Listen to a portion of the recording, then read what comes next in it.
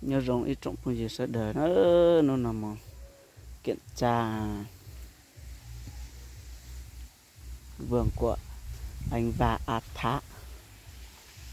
Cà phê đẹp chưa? Cà phê rất là đẹp nhé. Đây.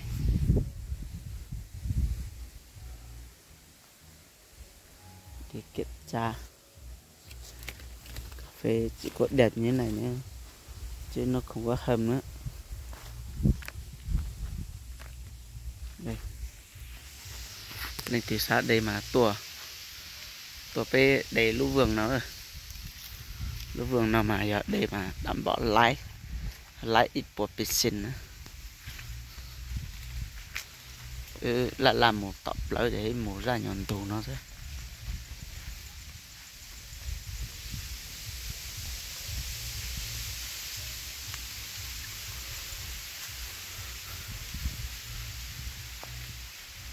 Mổ ra nhọn tù nó đá thôi.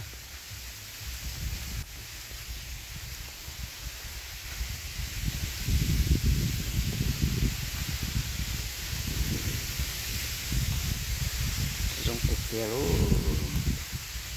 Xong nó thay giữa tụi khá đây cái luôn.